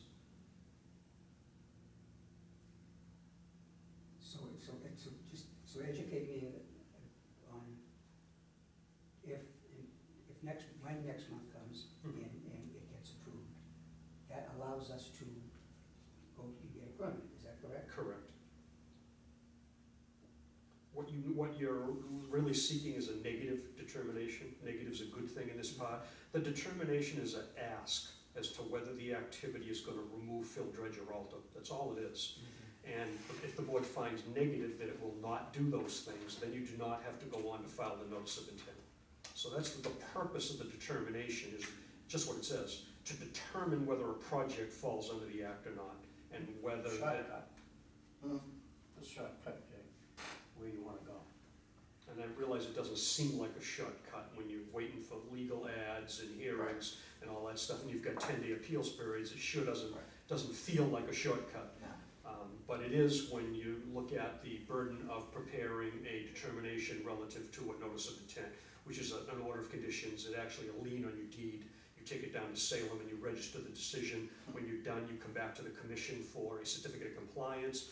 We go down there, make sure you did what you said you were gonna do, and then we issue a certificate of compliance and you remove that lien from your deed.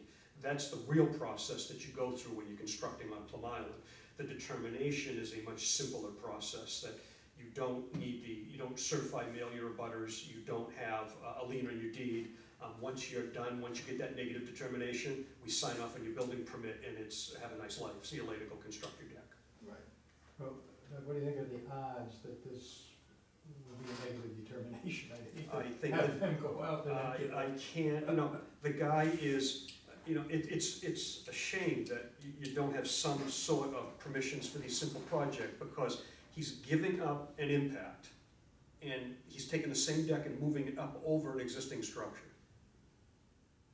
what's not to like Yeah, about that? You know, I agree. yeah, what is not to like about that? I agree, I'm 100% in favor of it, it's just the procedure that I'm Yeah. nervous with.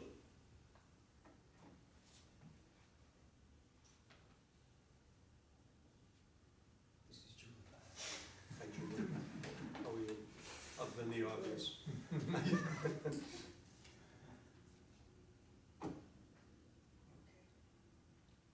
I wish we could move you along faster, but we really don't have a vehicle for it. All right, All right, folks. thanks. You're welcome. Good night. See you next.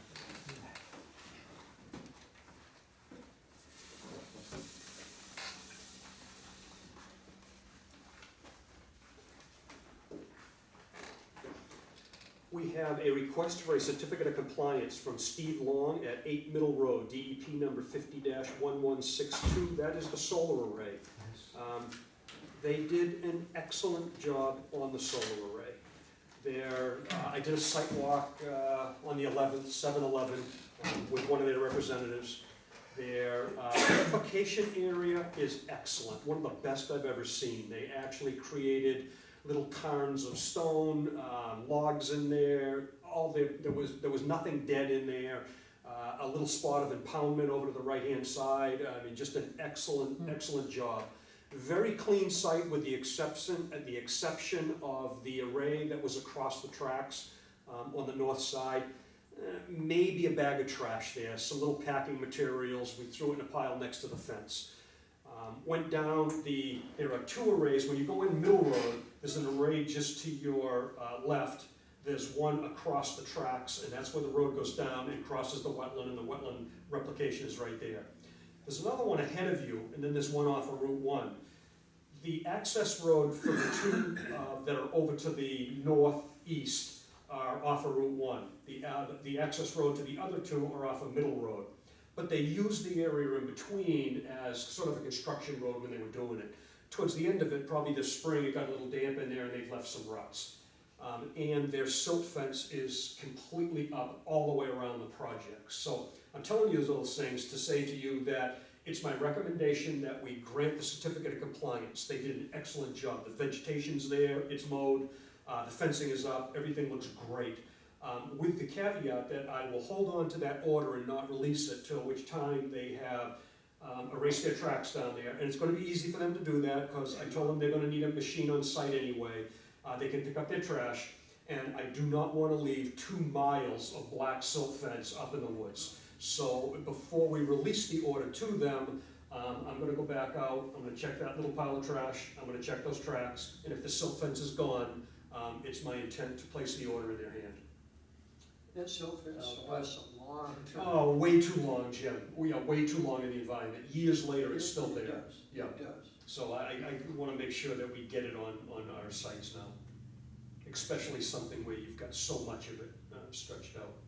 So again, it's my recommendation to the board that we grant the certificate of compliance for Bashaw Solar. So moved.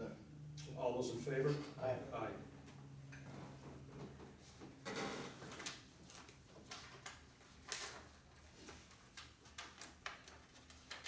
On the other side of the tracks, Doug, on that same subject, is that where they wanted the wood towers, right?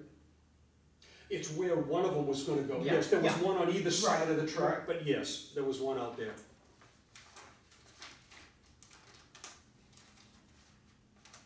In fact, were there 2 of them or 3 of them? I thought they wanted 2 on that side and 1 on the I other. think there were 3 in all. I think. Well, yeah, yeah.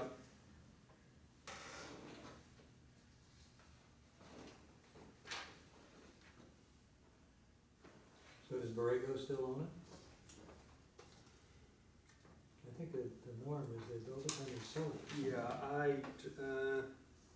I'm just curious, not that matters. property owner, Edward Godwin.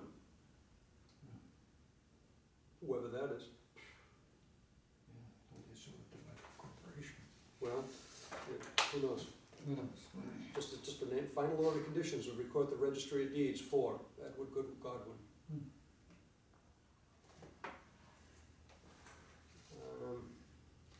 Oh, yeah. other piece of business. I neglected to have you sign it at last month's meeting. I should have brought it last month and it just didn't even cross my mind. Were any of you aware of the beach cleaning effort down on Plum Island within the last month?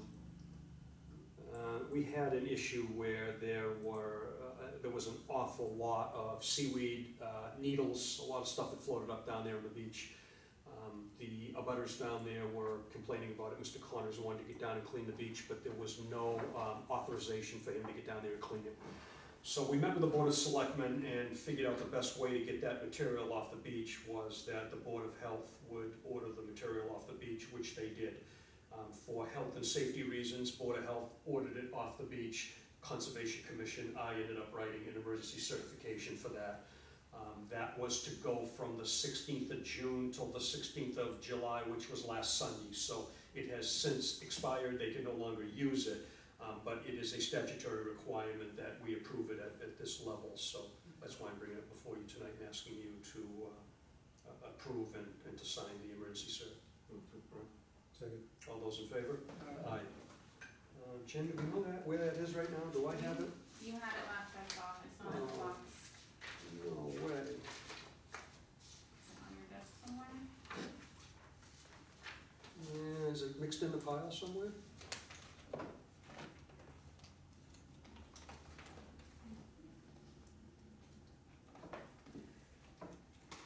Beach cleaner the town has did, right?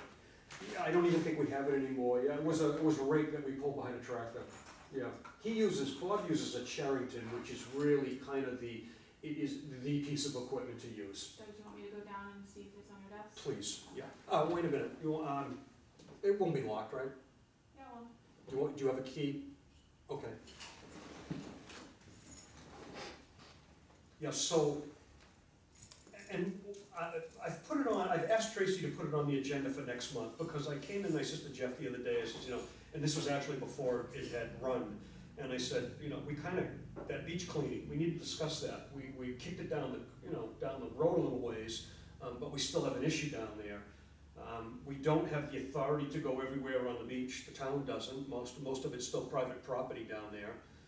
So we need a process by which we can do this. How do you want to handle it? Do you want to put it in the beach management plan and let people buy in if they want it? Do you want them to be able to file their own notices of intent if they want to? What do you want to do about it? We're talking about needles? We're talking about everything, Les. So you're talking about seaweed that gets to a point where it's starting to decompose and rot and it's got flies and bugs and everything in it. I know that. We're definitely talking about needles, absolutely. Well, the DEP, they don't want you to move the straw or anything, Right, yeah. seaweed on the beach or anything. But the needles, they do, obviously, because that would be a public safety thing. Mhm. And if you write something on that, I would think that would have to be the primary reason for cleaning the beach. I have a draft that I have sort of cobbled together from there's two other towns in the Commonwealth, both down the Cape, that have some pretty comprehensive beach cleaning plans. And they go all the way from big equipment on the beach, front end loaders, to you're only gonna pick it up by hand. I mean, it's all over the place. I've cobbled a couple of those together with a draft, and I've left some sort of strategic blanks in there for selectmen to fill in, such as funding and those kind of things. Where's this gonna come from?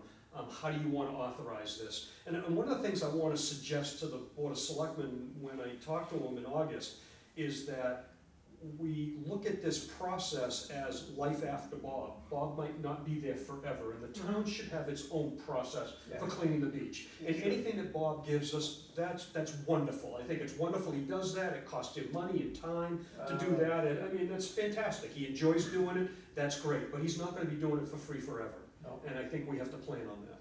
Well, you got it highlighted here under the Board of Health, which is good, because that's where it should come from. Well, I told them that, if the Board of Health orders that stuff off the beach, I will give you an emergency cert in 15 minutes. Yeah. You are So ready to that's go. it, right there. Absolutely. Yeah. That's where it comes from. And of course, the state is a little bit different, like in Salisbury. They're out there on a regular They basis. grow it almost daily. Yes. But they own it. for the Yeah, most part. Well, they own it, but I'll tell you, 310 CMR Whereas for we DCR is no share- different. Whereas we share that ownership with all of the abutters. That's the difference, yeah, that's the difference. If you had something set up, ready to go for next year, let's say, would you, the timing be a little bit different? Maybe you try to get it done before plover time? Yeah, well, and even if you can't get it done before plover time, there are provisions for that. Like right now, we just had a nest around 80 Northern Boulevard, it's either busting out right now, it has been, or it will be tomorrow. The terns have discovered the northern end, so there's a nest of terns and a nest of plovers up there. So they're gonna be on the beach, and we're gonna have to learn how to deal with them. And if we have to go down there during the season, we're gonna have to hire someone that is qualified, a monitor to go down there, find every bird, they find every bird, and then they allow you to go by, do your cleaning, and we did have a situation down there this year where a plover was killed. A plover was run over by a four-wheeler. So Newbury Police went down there, took a look at it, didn't feel it was them. We were very concerned because we knew that Newbury Fire had a four-wheeler. Thank goodness theirs was broken, so they had nothing to do with it. And that one has now been ordered off the beach and will only go down there in emergency situations. Won't be on the beach anymore anyway. Audubon went down and talked to Newburyport. There was a gentleman down in Newburyport that was, I don't know if he was a lifeguard or whether he was just down there monitoring the beach, but he was on a four-wheeler. And he made the comment that we had the only restaurant and that sometimes he gets bored up the north end, so he came down to the restaurant. So that may have been the piece of equipment that took care of the plover. There was one on the news this morning, I think. Really? Well, Local? It escapes me. Looks like The lady was holding we just had. Oh, they look like a cotton ball. That it was, Yeah. that it's going to a rehab somewhere because of some problems.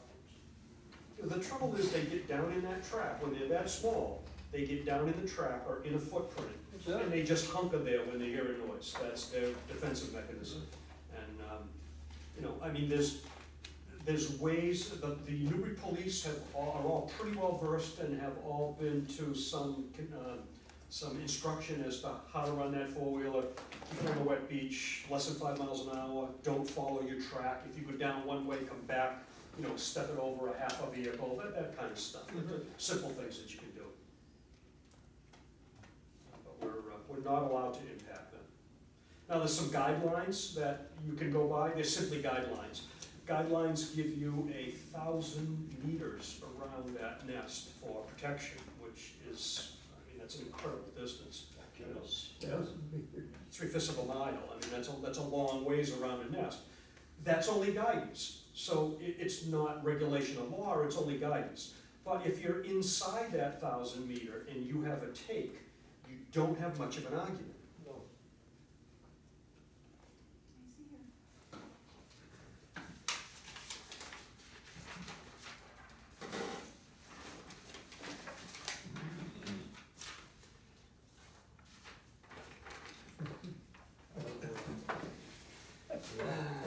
Okay.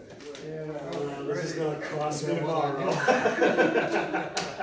Tomorrow's gonna be a long day. Sorry, Jennifer. Oh, well. Sew up most of my pockets, I guess.